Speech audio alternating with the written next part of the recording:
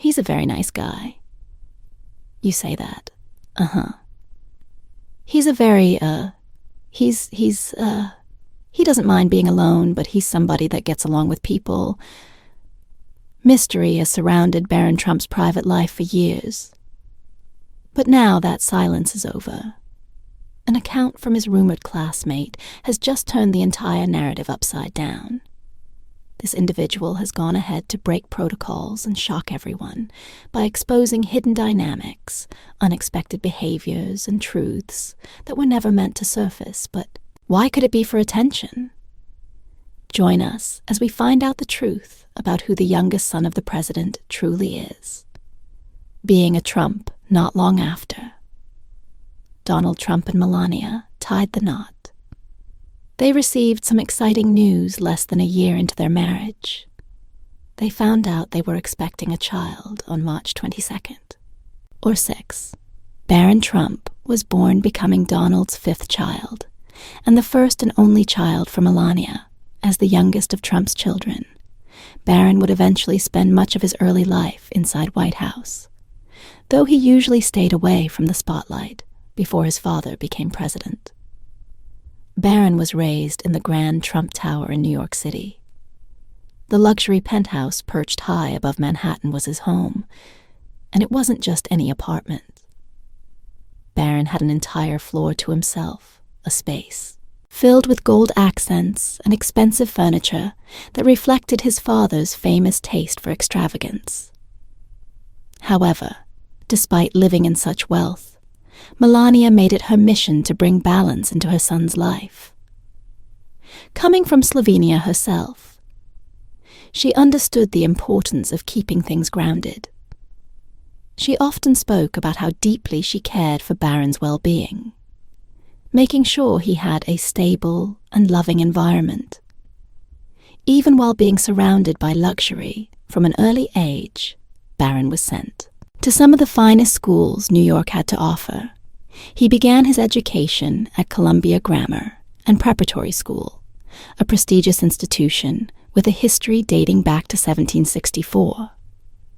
Known for its demanding curriculum and tradition of excellence, the school attracted many children from prominent families, though for Barron life at Columbia, grammar wasn't about special treatment.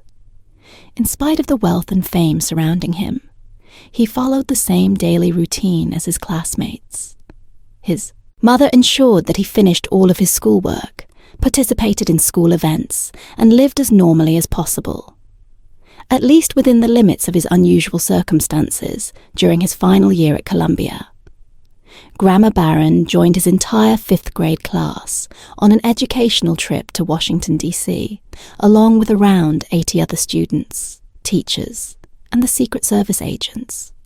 Barron visited the White House, where his father would soon become a regular resident. The group enjoyed their visit. To the nation's capital, stayed overnight in a hotel, and returned home with stories to tell. It was a memorable experience, and perhaps a preview of the life Barron was about to step into. As Donald Trump's presidential campaign gained momentum, the Trump family found themselves under the constant glare of public attention. Donald and his older children were no strangers to the media, but Barron was still a child and needed to be shielded from the harsh spotlight. Melania, always protective of her son, made choices with Barron's best interests at heart, instead of rushing to the White House. Immediately after the election, she stayed in New York, so Barron could complete his school year in peace. This decision wasn't without controversy. Critics argued that keeping Melania and Barron in New York would cost taxpayers more because of the extra security expenses. However, Melania stood firm. She believed that giving Barron stability during such a major life shift was far more important than public opinion. Throughout Donald Trump's time in office, Melania remained deeply focused on her role as a mother. She chose to spend more time with Barron, often putting aside her public duties to ensure he had the attention and care he needed when Donald Trump won the presidency in 2016 life for Barron.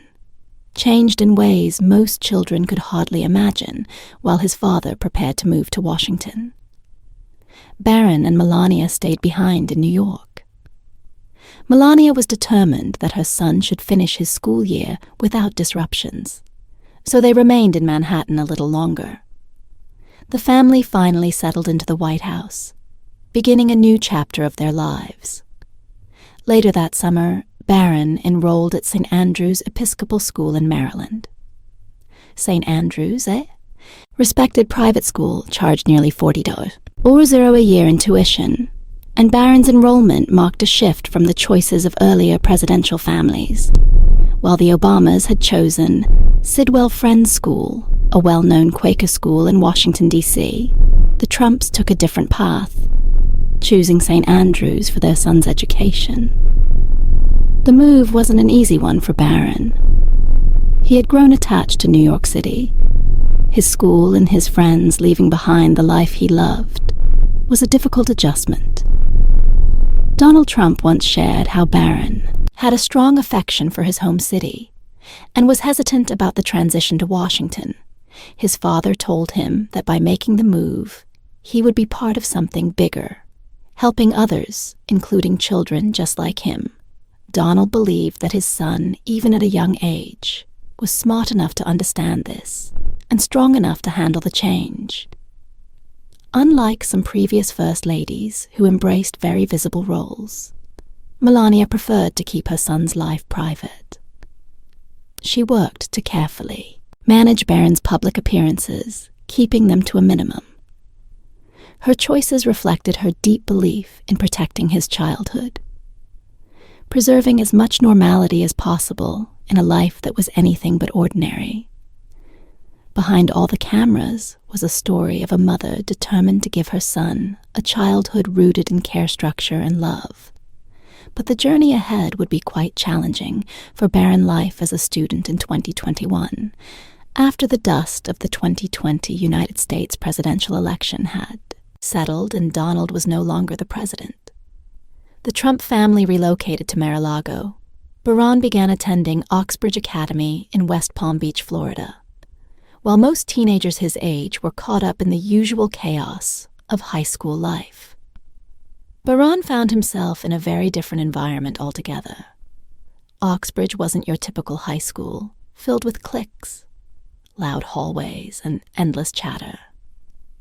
This was a place built for the elite, designed to offer both academic excellence and deep privacy. A perfect combination for someone born into the spotlight, but longed for the shadows. This academy wasn't just another name on a list of private schools. It was a masterpiece crafted by a billionaire, carefully designed to attract and protect the children of some of the world's most powerful people. Every corner of the school reflected its prestige. The classes were small, making it easier for teachers to give individual attention. The technology in the classrooms was nothing short of cutting edge, ensuring students were always ahead of the curve. Most importantly, privacy wasn't just encouraged. It was practically the school's second motto. Oxbridge had built a reputation as a sanctuary for those who needed to live their lives away from flashing cameras and prying eyes for Barron. This was not just helpful. It was essential at Oxbridge. It was possible for someone like him to almost vanish in plain sight. The school quietly became a shield, allowing him to blend in as much as possible with his classmates, many of whom were used to high-profile lives themselves, children of tech moguls, finance giants. Even royalty walked the same halls. Meanwhile, even in this crowd of privileged students, Barron's experience stood apart from the first day. It was clear that Barron's life at Oxbridge came with layers of protection no one else had each morning. An afternoon, his arrival and departure were more like carefully choreographed missions than simple school runs, secret. Service agents moved with practiced ease across the campus. They kept their distance, trying to melt into the background, but their presence was impossible to fully ignore. while most students were dropped off by parents or rode the school bus. Barron traveled in dark, heavily tinted SUVs. Silent signals between agents and drivers made sure everything ran smoothly, all without drawing attention, at least not more than was unavoidable.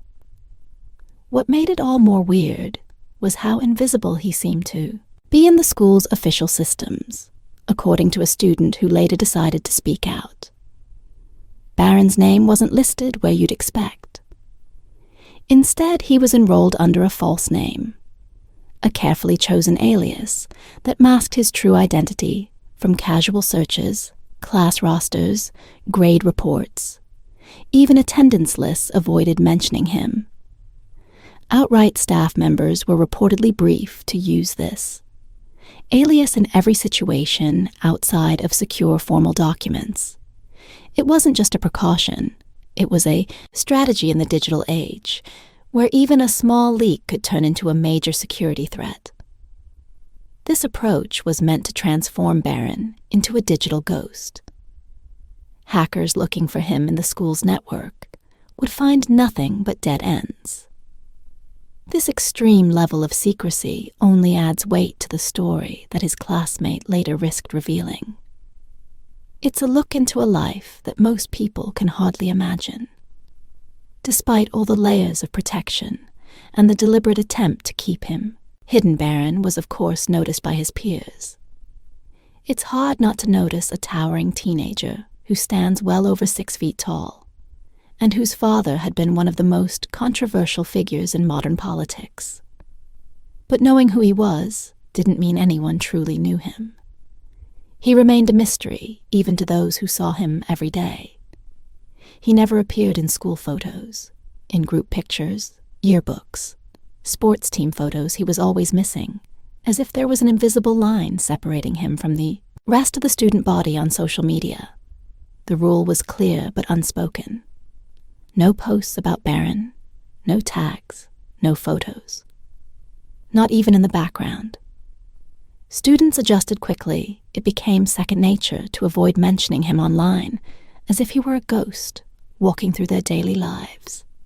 Barron's towering height made him stand out physically, but his behavior seemed to counteract that. He moved through the school with a quiet, cautious energy, always watched over, but never quite part of the crowd while other students enjoyed school activities and all the usual highlights of high school life. Barron remained distant given his size. He could have easily dominated on the football field, but he chose not to join. It felt as though he was walking his own path, entirely playing by a different set of rules to his classmates. It became clear he lived in their world, but he wasn't truly part of it. Barron's classmates exposed the truth about him through bits of quiet interviews and whispers shared anonymously across different online spaces. A clearer picture has started to form about Barron Trump's time at Oxbridge Academy. The person behind these stories is believed to have shared at least 2 classes, with him giving them a front row seat to what life was like alongside the youngest son of the former president. What makes their account feel especially believable isn't just the timing, but the depth of the details they've shared. These aren't the kind of things someone could simply invent or guess. The classmate explains that they chose to stay silent until after graduation, partly to respect Barron's personal space, and partly because, quite honestly, there was fear in speaking up, while still under the shadow of heavy security and attention.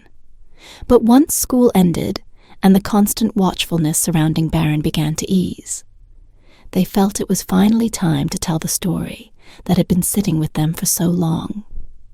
They insist. This isn't about chasing attention or hoping for a moment in the spotlight. Instead, it comes from a need for closure and a quiet frustration over the fact that so many people believe they know Barron, when the truth is they don't, not even close. The classmates' strongest memories have very little to do with Barron's famous last name, or the security team that moved like shadows around him.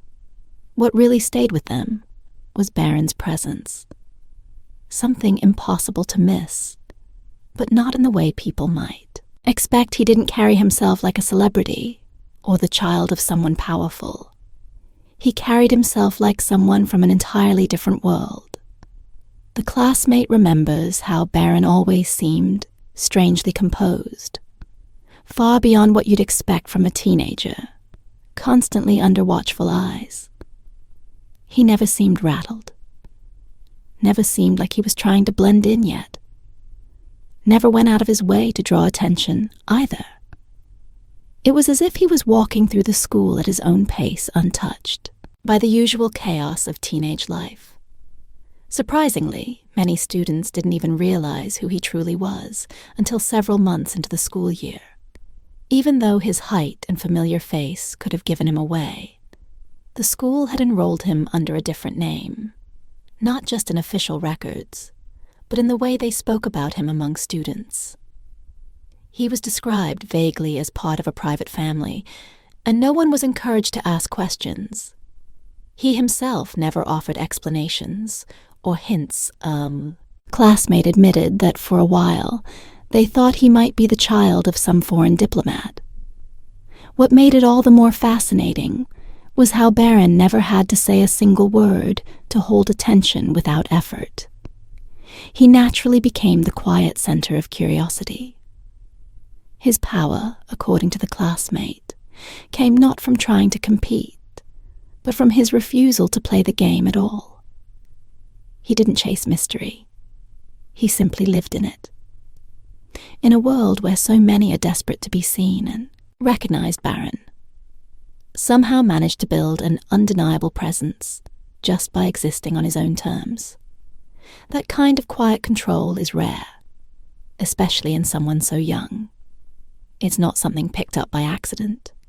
It's something learned and sharpened over time.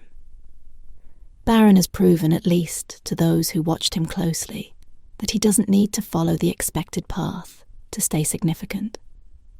He doesn't have to step into politics or take up the family torch to remain relevant. His strength seems to lie in understanding the power of staying silent, moving carefully, and keeping ownership over his own story. The media's curiosity about Barron has sometimes gone too far, with some people making assumptions about his personality and actions. Despite limited information available, there was a quiet, steady distance about him. Not awkward, not cold, just intentional. In a way, that ability might be his greatest advantage, yet the quiet skill of navigating powerful spaces while never losing grip on who he really is. Interestingly, it wasn't just who he was that fueled curiosity, but his behavior. Barron Trump's strategic behaviors. One of the things people noticed about Barron at school, time and time again, was how he never touched any food while on campus. Not once he didn't bring lunch from home, didn't grab anything from the cafeteria, and never accepted snacks from classmates. He would sit there at the table, listening to conversations, maybe speaking now and then, but his tray was always empty. Some students thought he was on a special diet, and a few even wondered if he was dealing with an eating disorder. But one classmate had a different idea, something that went beyond normal teenage habits to them. It felt like a security measure. There was always the chance that food could be tampered with. Even something as harmless as a sandwich could be a risk if you belonged to a family like his, while it might sound a bit extreme to the average person for someone under constant watch as part of a presidential family. This kind of cautious behavior probably wasn't just personal choice. It was likely part of strict protocol. In fact, the classmate even guessed that Barron probably couldn't accept even the smallest thing, like a piece of gum from someone at school. It wasn't about preference. It was about safety. But the strange rules didn't stop at food socially. There seemed to be invisible lines drawn around Barron. There was no official rule book handed out to students. But there was an unspoken understanding. People just seemed to know how to act around him. Things like, don't start a conversation with him, unless he speaks to you first. No one had to say it out loud.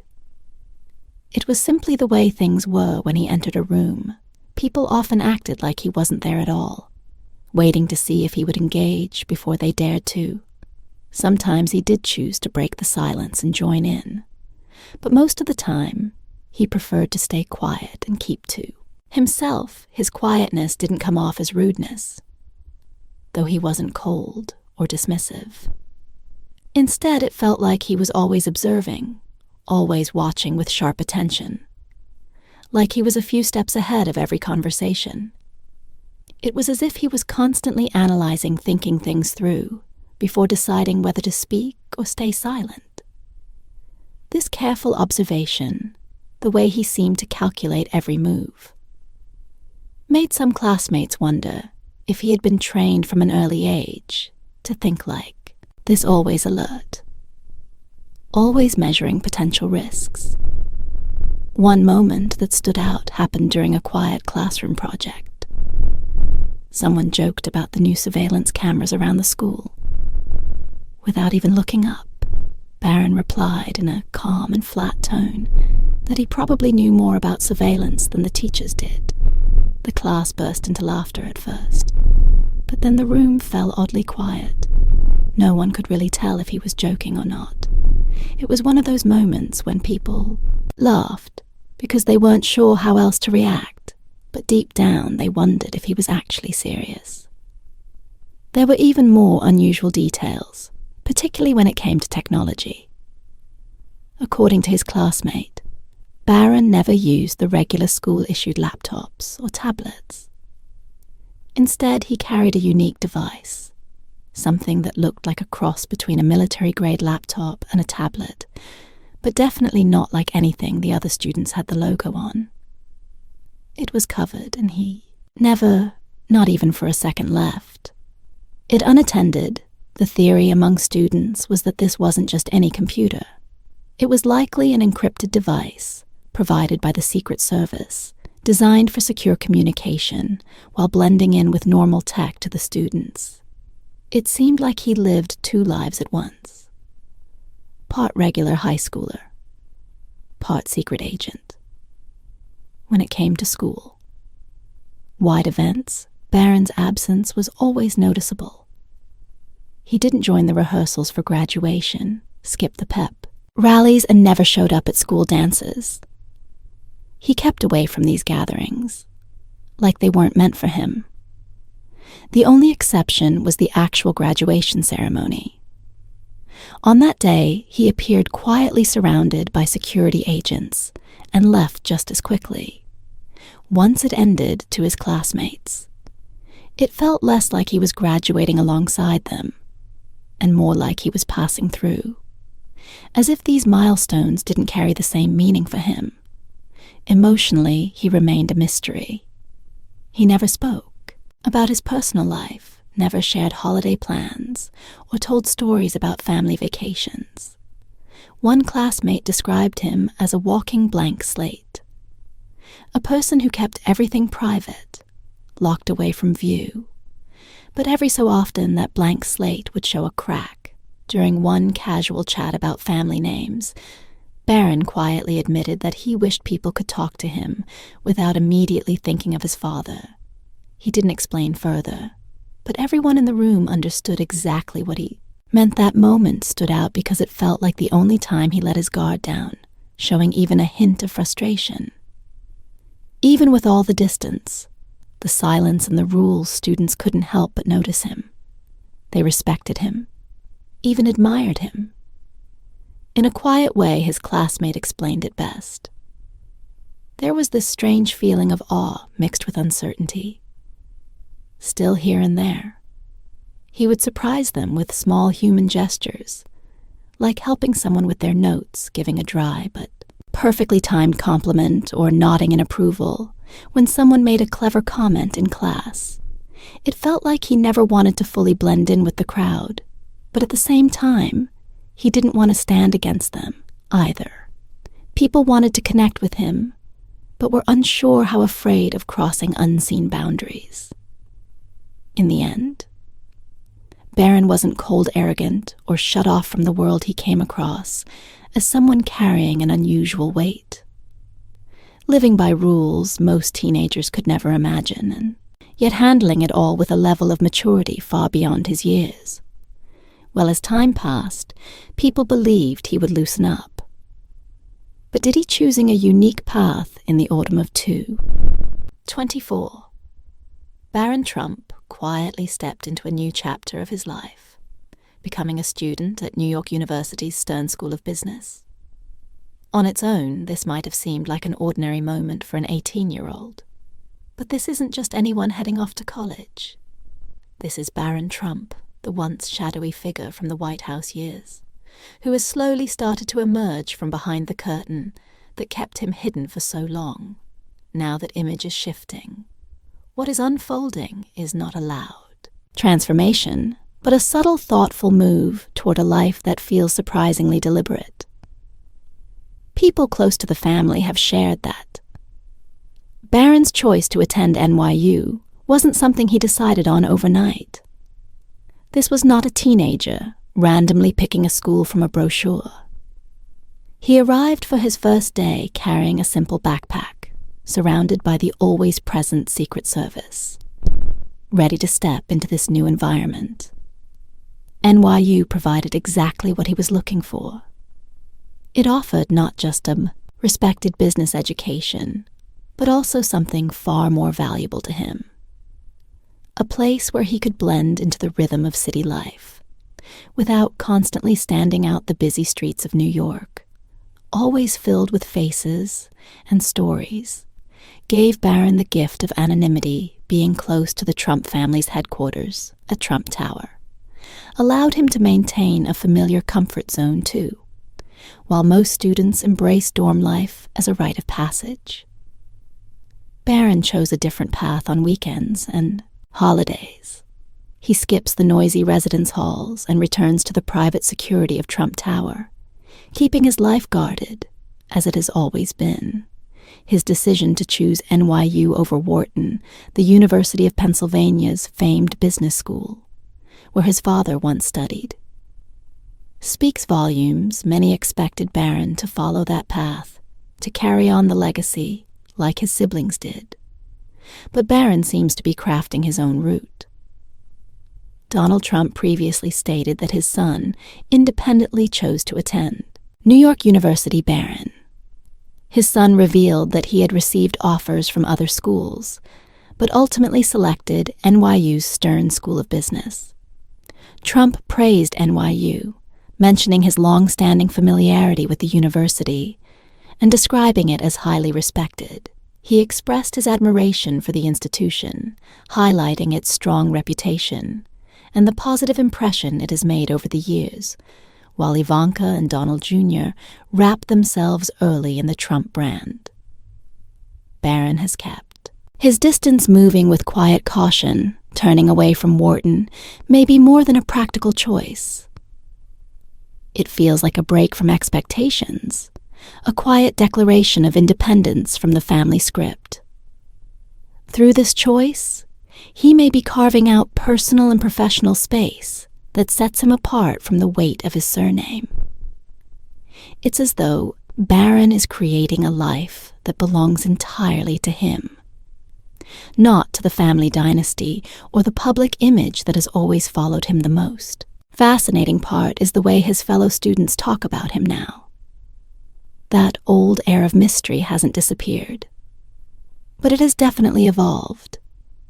He is no longer the quiet ghost, drifting through high school halls. Classmates describe him as serious and respectful, with a calm energy that draws people in. He isn't loud or boastful, yet he commands attention just by being present. Unlike in his earlier school years, Barron now takes part in class discussions, asks questions, and occasionally shows Up at group gatherings, there's still a distance, though, a certain guardedness that lingers. It's as if he carries an invisible shield, always aware that he's living under a spotlight, even when the cameras aren't in sight. Some students notice this. Carefully measured behavior. He's friendly, approachable even, but there's a piece of him that remains just out of reach, as though he's never fully off stage. Surprisingly, Barron has gained a quiet popularity, particularly among his female classmates.